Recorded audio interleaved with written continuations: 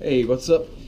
Just bought an AR. It's the first AR I've ever owned, and I've done like everybody else. I mean, there's so much information out there.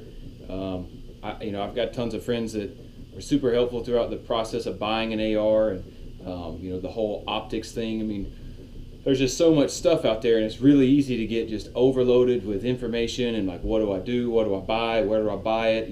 What's the good brands? For somebody to me that's more focused on like a budget, what fits in my budget, what's trash, and you run into so much stuff. And I, like everybody else, have to watch, it seems like, half a dozen to a dozen YouTube videos before I feel like I sort of understand it. So that's my purpose in posting this, is I just want to give a little bit of extra information that I sort of had a hard time finding when I was looking for a rifle. So, or not a rifle, but a scope. So this is based on the scope. The rifle I have is just a Palmetto State AR-15 that I got at this sweet gun shop that we have around here. It's pretty much just a basic rifle with this big long rail. There's no sights on it whatsoever. So as excited as I was when I bought the rifle, with nothing to aim on really, I immediately had to get something, and so I opted to go with a scope over something like a red dot or iron sights and stuff like that. Just because it's the first rifle I've ever owned. So, when I think of rifle, I think of hunting and more of like a marksman kind of stuff. So I wanted a good scope, and I shot my cousin's 22, and he had a wicked scope on this thing. I loved it because it was illuminated. So I had the red and the green in the crosshairs on the scope. So that's what I went for, and I just happened to do enough research and found that this Bushnell is just super sweet, and I loved it. So that's basically what I'm reviewing here. Just want to kind of give just a little bit of information. One of the first things is when I bought it off Amazon. Great deal, excellent reviews. I bought some scope rings to go with it, and what I did not know, because I'm a noob, is that this is a pretty big scope. I mean, you can find some scopes that are, like half this size. And so the problem I ran into is when I mounted these to my Picatinny rail, my scope was actually touching the rail. Okay, and the reason for that is these are, if you can see that, they are 1-inch scope rings, but the saddle height is only 14 millimeters. And basically what that means is from where you mount it on your rail to the bottom portion of this that actually mounts to your scope, it's just too low. So what I ended up having to do is go with something that was a lot taller, and these are actually pretty sweet. I picked these up at Academy. They were like 20 bucks or something, so I got these for 15 on Amazon. Didn't work. Academy, like 25 bucks. And it's actually got like removable sections in here where you can have a low, medium, high, or extra high height. So I thought that was super sweet. This is I guess this is the high setting. I removed about 5 to 7 millimeter section on the top here. So it sits pretty nice. I do have just a tiny bit of, about a finger gap here. So maybe I could put the other one in, remove this larger section, and have it sitting closer to the rail. But when I'm holding it up, and in my mind I'm thinking for the recoil, maybe this is just me being weird, but I don't want my scope that close to my gun. Sure, it probably doesn't make a difference, but for me, I guess it's a mental thing. I just wanted to feel better about it, so that's what I went with.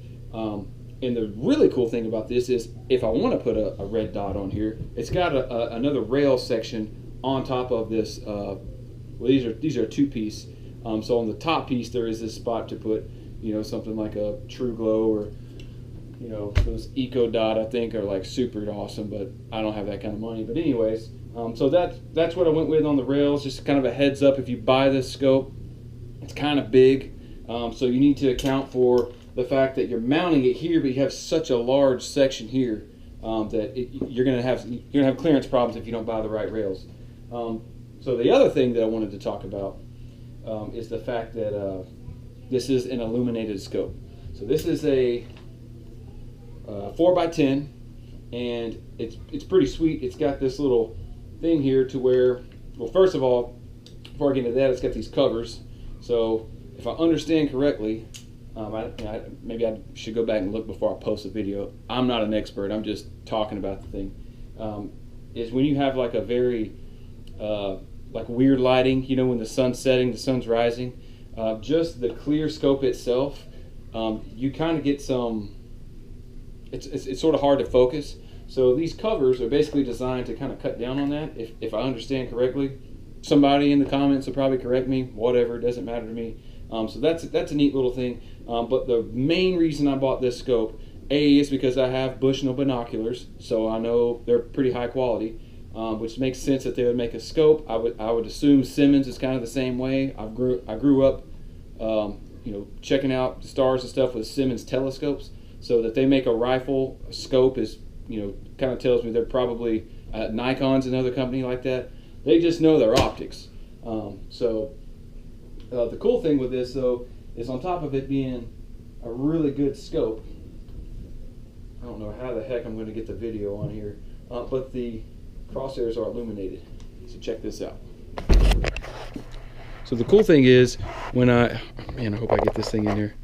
So this is like my shower here, but you see that the crosshairs are actually illuminated. Okay, and this is a CF 500, so it's illuminated for 100, 200, 300, 400, and 500 yards. It just kind of, like I said, it counts for like wind or something. But then, let me get the red setting up on here.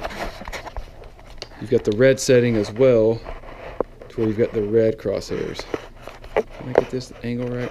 Am I back on green? All right, I'm on green, so let's see.